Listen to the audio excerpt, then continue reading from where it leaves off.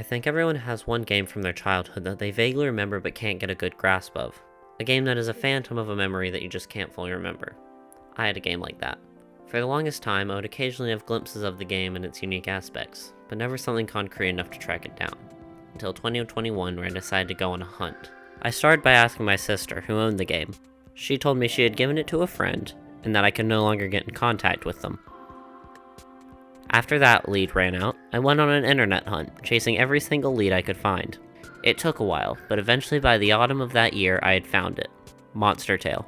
Monster Tale is a Metroidvania on the Nintendo DS that was released in 2011, developed by Dreamrift and published by Majesco Entertainment. Despite receiving high views, it is considered a commercial failure for numerous reasons, but mostly for lack of sales. I'll touch on this later. Monster Tale focuses on two main gameplay mechanics. On the top screen you have the bulk of the game. Here you control the young protagonist Ellie to traverse the environment, complete puzzles, and fight monsters. All basic Metroidvania stuff. But on the bottom screen was Monster Tale's selling point. While the game plays as a fully functional shooter platformer, the bottom screen was the home of your beloved companion Chomp. Chomp acts as a pet effectively. Chomp can follow Ellie around during normal gameplay, auto-attacking monsters and interacting with objects when the coast is clear. But after a while, Chomp needs to recharge his energy, so he goes to the bottom screen where he can also interact with certain below-screen puzzles and enemies. Furthermore, while Ellie progresses the story, monsters will sometimes drop items. These items range from food to tools, either simply raising Chomp's stats or sending projectiles and effects to the top screen to assist with combat. As Monster Tale is a Metroidvania, Ellie travels around the world and adds new abilities that allow her to retrace her steps and access areas previously unavailable. Furthermore, Chomp also has secondary mechanics, being able to have different age groups and forms that affect stats and have combat abilities mapped to the triggers based on these forms.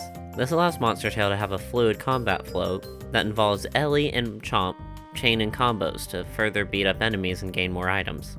Now that's enough about gameplay, and into the story. Monster Tale is a relatively simple story.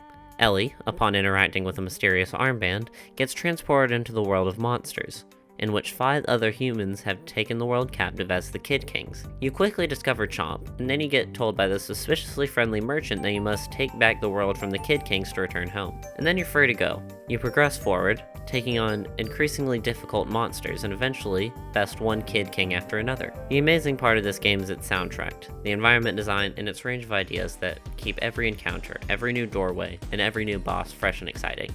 Just when you think you've gotten used to an area, you are thrust into somewhere new and fantastical with a catchy rhythm to boot. Overall, Chomp's inclusion into the game made Monster Tale one of the premier uses of the dual screens of the Nintendo DS. Unlike many games, Monster Tale took 100% advantage of the tools they are provided. Dreamrift was truly able to create a game that took the DS's selling point and made it something fun. It wasn't just a gimmick, but a system that added to the enjoyment and flow of gameplay in a brand new and innovative way. If not for the commercial blunders, this game could have been one of the most noteworthy DS games of all time. The last thing I want to touch on is the reasons for the game's commercial failure. Many reasons are cited for the lack of the game's success, but I theorize it was mostly spawned from an internal disagreement between Dreamrift and Majesco. While it could be said that the main reason for failure was the lackluster marketing the game received and the terrible release schedule at the end of the DS's life, I believe that infighting in the companies was a greater issue. In a 2011 Nintendo Power interview, the game director Peter Cho mentioned a disagreement between Ellie as a character. Publishers insisted that the protagonist of the game should either be a boy that more people could relate to, or an older woman that more people would find attractive, while Dreamrift wanted to keep Ellie as the protagonist of the game. While this is the only direct mention of any disagreements, it is an indicator of the more influential internal issues that may have led to Majesco crippling the game's success intentionally. In 2013, there was a planned follow-up to be released on the Nintendo 3DS called Monster Tale Ultimate, but due to the poor sales of the previous game, it was never heard about again. Dreamrift is no longer operating as a company. After making Epic Mickey on the 3DS, they never made a game again. Monster Tale from here on out was fated to fade into obscurity, forever lost in the sea of low sales.